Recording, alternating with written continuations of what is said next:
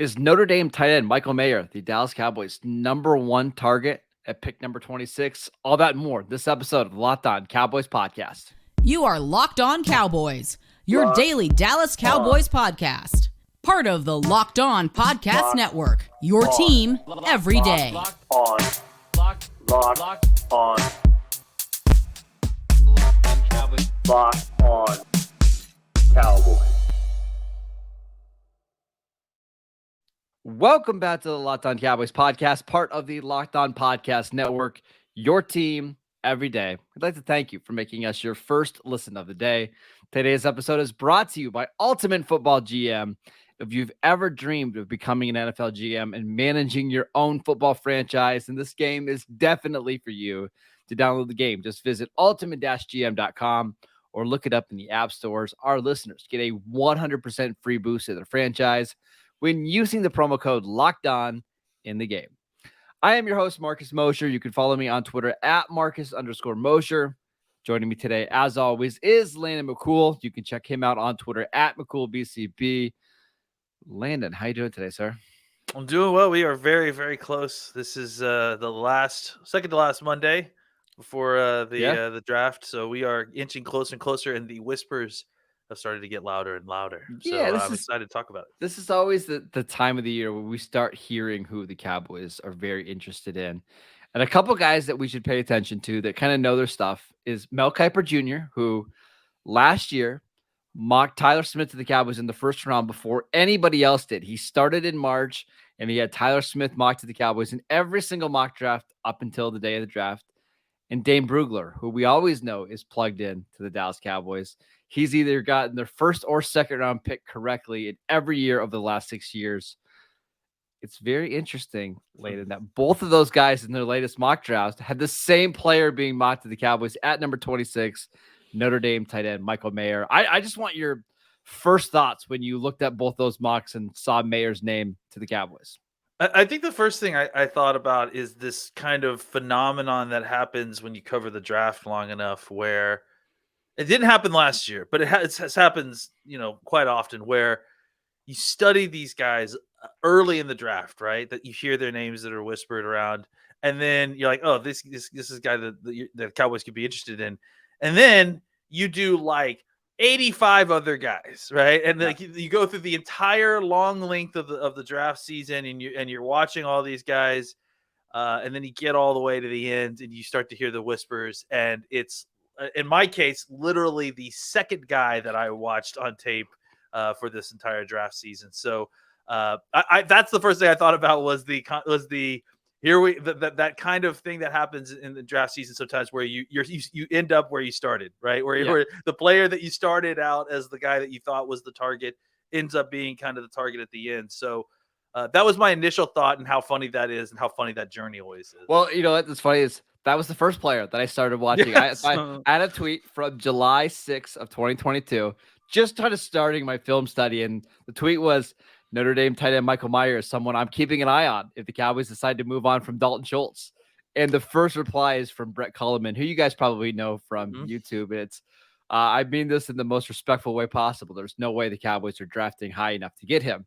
It's just, this is the draft cycle. Like in the draft process, you just never know who's going to fall to you and who's going to be available. But I want to say that I watched Michael Mayer again. This is probably 2 weeks ago. After watching all these tight ends, and after watching the combines and looking at their RAS scores and all that stuff, and it's just, you put on the tape and it's like, oh yeah, now I remember why he was beating out other NFL caliber tight ends on that roster and making other players change positions, because he was so dominant at Notre Dame. And, honestly, we were talking, I've been watching him and talking about him for well over a year and a half. He's been a guy that draft nicks have been kind of circling for a while, as he is, kind of a great tight end that came out. And how many different times have we seen this kind of situation, right? Where these very highly heralded, you talk about breakout ages, right? And the importance of showing a dominance early in college against guys that are older than you, that are more developed. That's a great yes. marker of future success, right?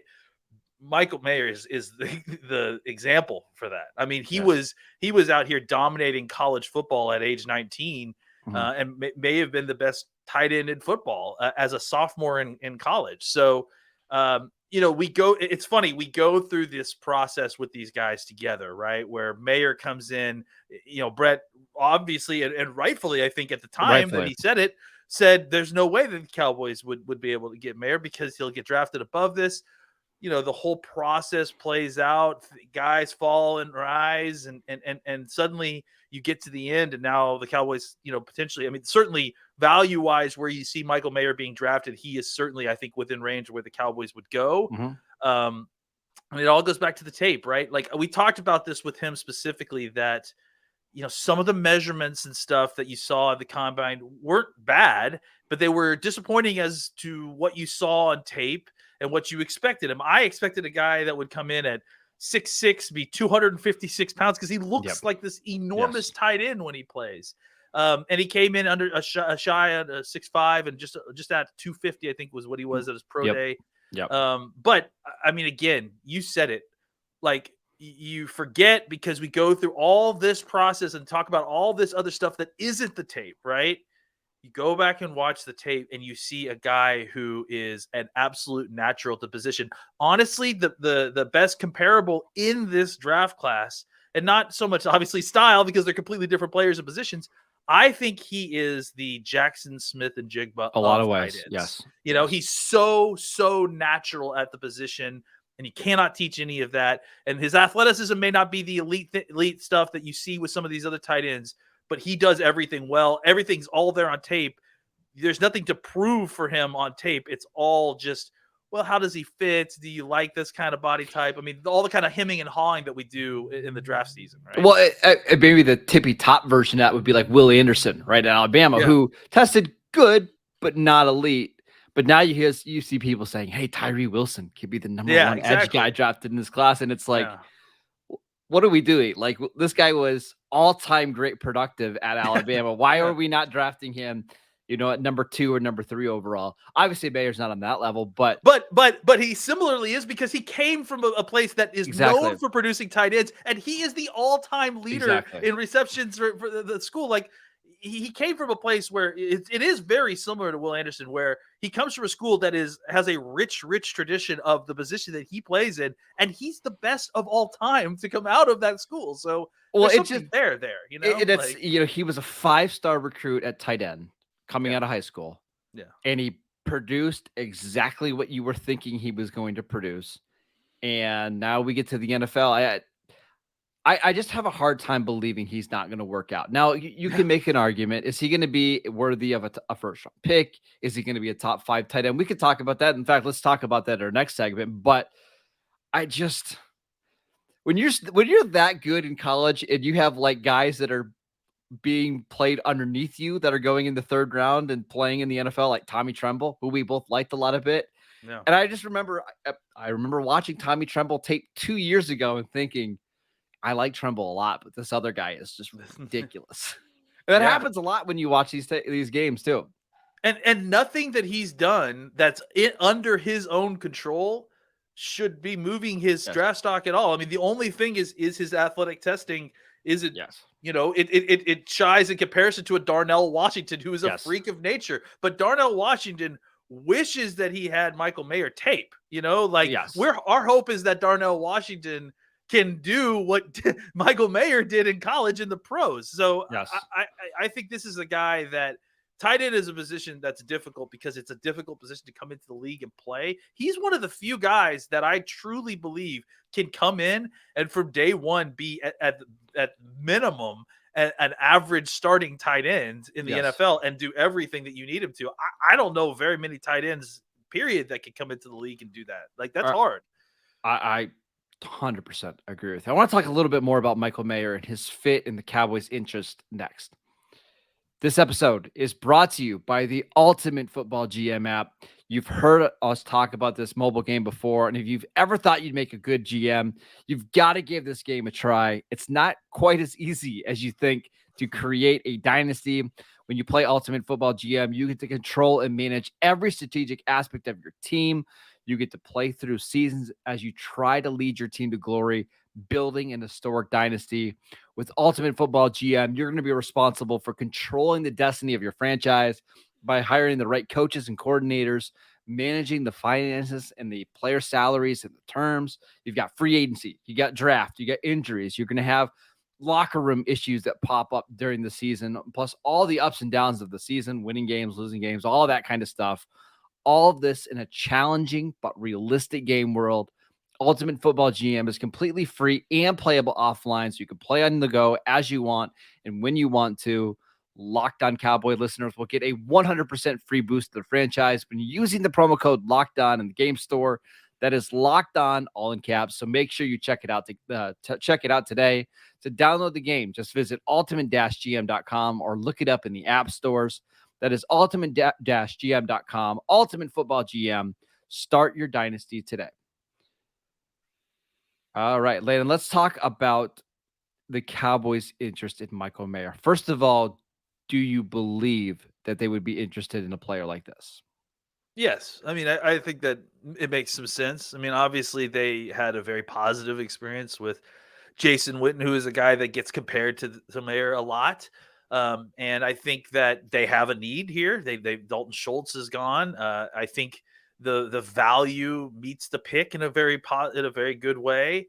I think that the type of player that they usually like at tight end is the type of player that Michael Mayer is. I think from a schematic and a history point of view, Michael Mayer makes the most sense. I mean, that's the reason that we brought him up at the very beginning of this process as a guy that would fit. I mean, we talked about Steve Avila and his fit at position and how, the way it fits with what the Cowboys need. I think it's a very similar fit in with the Cowboys and Michael Mayer in the sense that they like having a two-way tight end who could do a little bit of both for them. They like having that skill set. They have a very particular type of tight end that they like and they have in the past. Mayer 100% fits that. I think it makes a lot of sense that they would be interested in this player. I think that the only thing that kind of gets argued at times is the value of drafting tight ends in the first round, but I tend to think that that's overblown. I mean, I'm willing to go along with some of the kind of, don't draft a running back at certain points in the first round. But I think that there's a point in which, tight end has value is a valuable position. It's a difficult position to develop.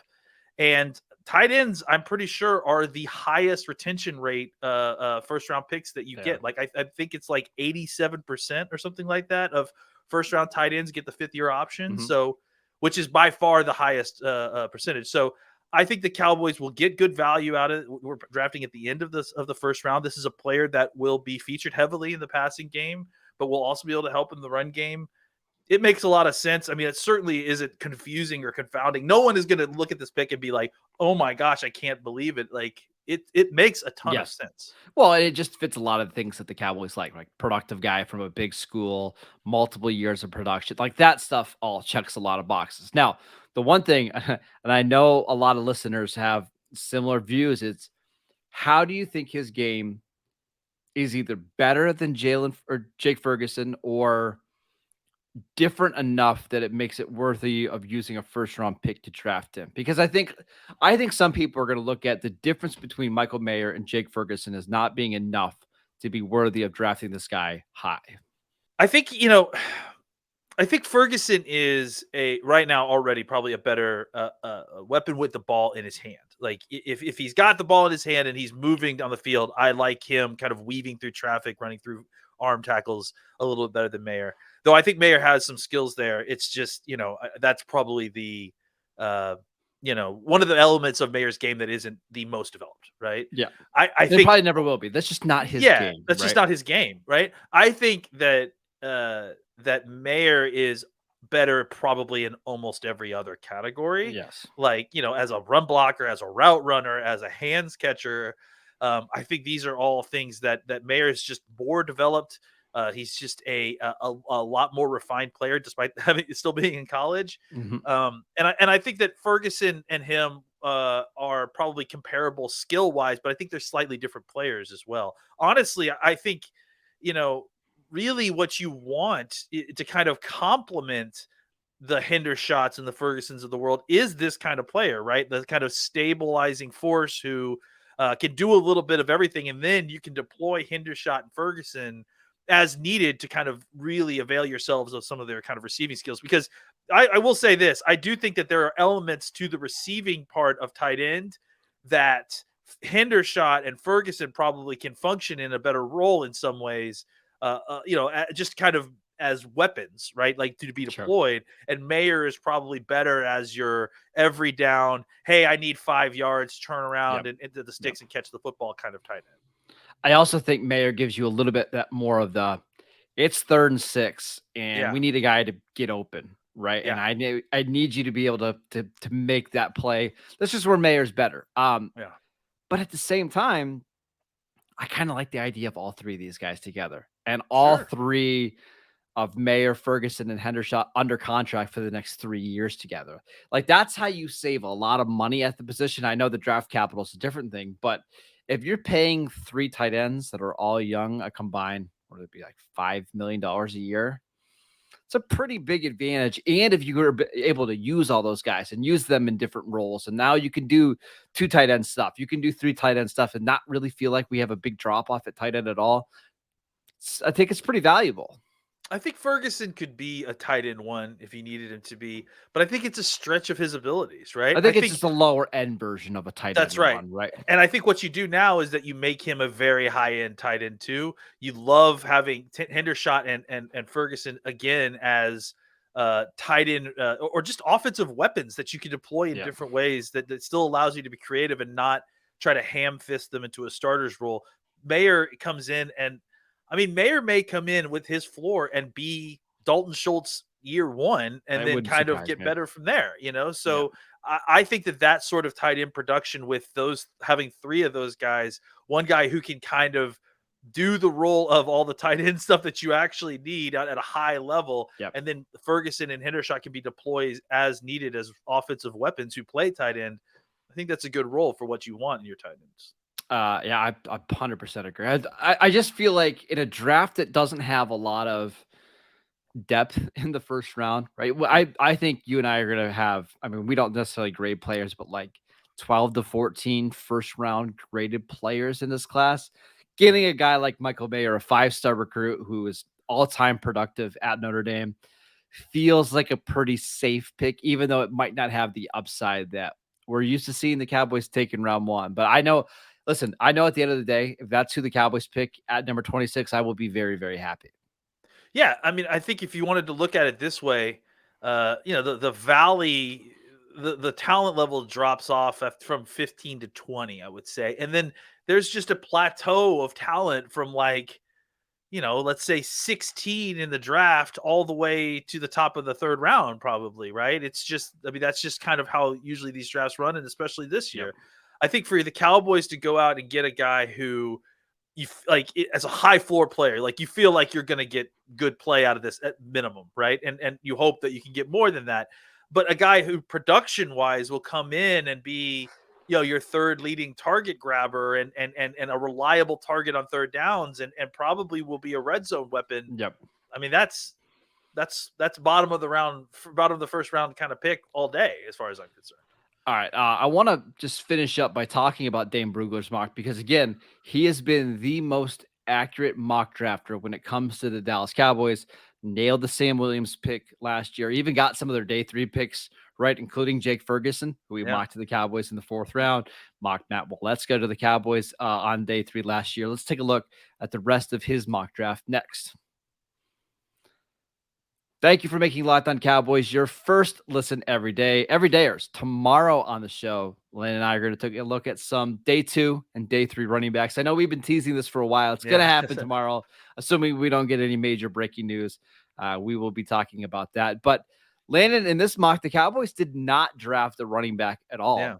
In round 2, they actually took linebacker Dayon Henley, which we've talked about on the show. We don't need to spend a lot of time there. But what was interesting to me here's some of the guys that they passed up on the mock. Cedric Tillman, wide receiver from Tennessee. Zach Charbonnet went a couple picks after them. Julius Brents, a corner from Kansas State. Tyreek Stevenson went 62 to the Eagles.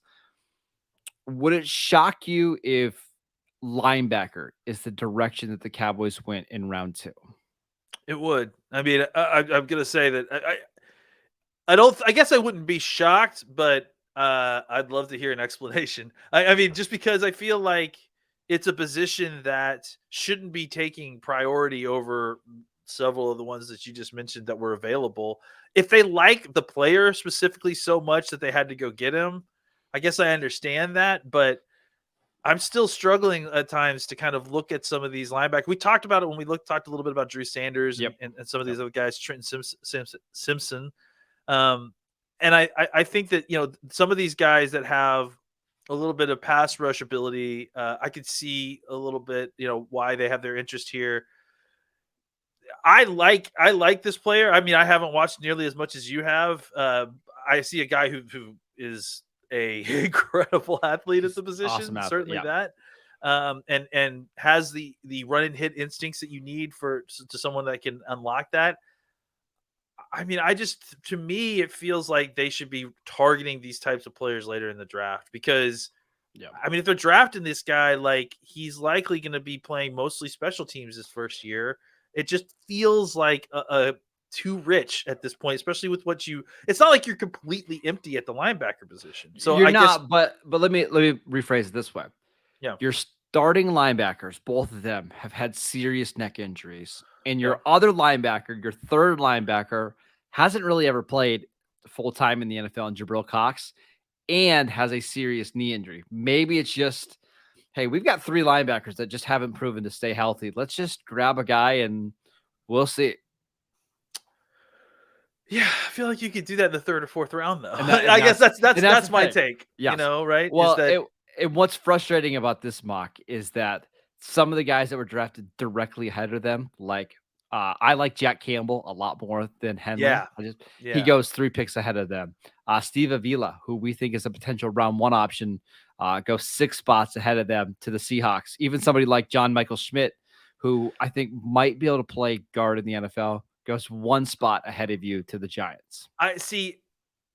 If it's me, I'm trading up. Like right. I don't.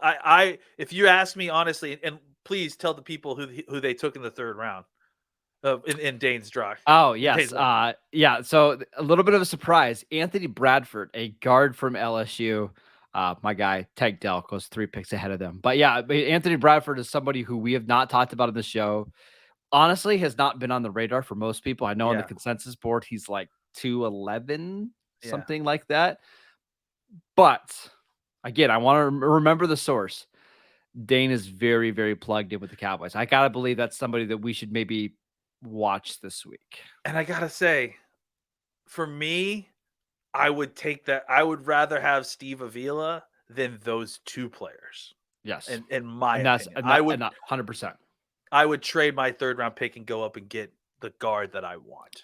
And that's the point, right? Yeah. But I don't know if the Cowboys are interested in doing that, but do you trade 2 top 100 picks for a guard? If I'm drafting a linebacker and a guard with my 2 top 100 picks. Yes. Yeah, I am. I tend to agree with you there. So a very, very interesting mock draft by Dane Brugler. I'm really curious to see if the rest of the national media kind of follows along and gives the Cowboys Michael Mayer at tight end or just a tight end, because I could also see Dalton Kincaid getting a lot of options or a lot of run for the Cowboys here at pick 26. But that is it for today's show. Thank you guys for tuning in. And again, tomorrow we'll be back talking about some running backs that we think could fit the Cowboys in the middle rounds instead of a guard from LSU that we haven't heard of yet. Make sure you go follow Landon on Twitter at McCoolBCB. I'm at Marcus _Mosher. And we'll see you guys next time.